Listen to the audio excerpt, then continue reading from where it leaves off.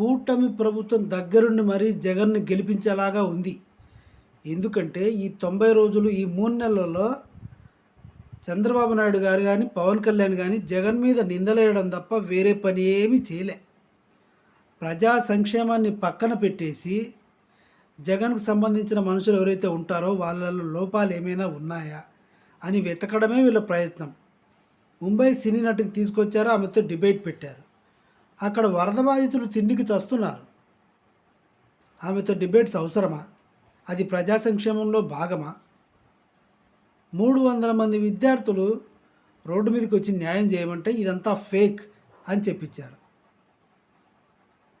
దీక్ష పేరుతో పవన్ కళ్యాణ్ రోజుకో రంగు బట్టలు వేసుకొని బొట్టు పెట్టుకొని అచ్చం చేతబడి చేసేవాళ్ళలాగా ఉన్నాడు. అడవి కోతి చెప్పాలంటే. చంద్రబాబు ఏమి చెబితే అది చేయడానికి మాత్రమే భూమి మీద పుట్టాడేమో అనిపిస్తుంది పవన్ కళ్యాణ్. లడ్డు గురించి ఇంత రచ్చ చేశారు. ఏమైంది? సుప్రీంకోర్టు వాయించి పడేసింది. చేత కాకపోతే రాజీనామాలు చేసేయండి. ఎందుకు ఇలా భగవంతుడి గురించి కూడా అంత రచ్చరచ్చ చేసి దేశమంతా వ్యాప్తి చేస్తున్నారు? ఎట్లాంటి ఆధారాలు లేవు, కానీ నింద వెయ్యాలి. జగన్మోహన్ రెడ్డి తిరుపతికి రాకూడదు. తిరుపతికి వస్తే జనాలు గుమ్మికూడకూడదు, మెట్లు ఎక్కకూడదు, స్వామివారి దగ్గరికి వెళ్ళకూడదు, విశ్వసనీయత ఉంది అని డిక్లరేషన్ కావాలి. ఇంత భయం ఏంట్రా జగన్ అంటే? ఇంకొక పాయింట్ కూడా నేను చెప్పి వీడియో క్లోజ్ చేస్తా.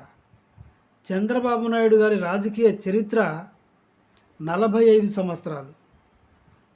జగన్ వయసు 45, జగన్ వయసు 50 సంవత్సరాలు. అంటే చంద్రబాబు నాయుడు రాజకీయాల్లోకి వచ్చినప్పుడు జగన్మోహన్ రెడ్డి స్కూల్కి వెళ్తున్నాడు. స్కూల్ పిల్లాడు, 3rd or 4th క్లాసు, ఇక్కడే కడపలో మా ఊర్లో. అంటే ఇంత డిఫరెన్స్ ఉంది, ఇంత రాజకీయ నాలెడ్జ్ ఉంది, మళ్ళీ విజనరీ అంటాడు.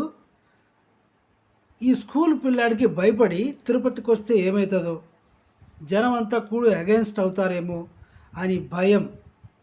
ఒక రకంగా పచ్చికి చెప్పాలంటే ఇది ఆ ముగ్గురికి. ఆ ముగ్గురు ఎవరంటే హోమ్ మినిస్టర్ అనిత గారు, పవన్ కళ్యాణ్, చంద్రబాబు.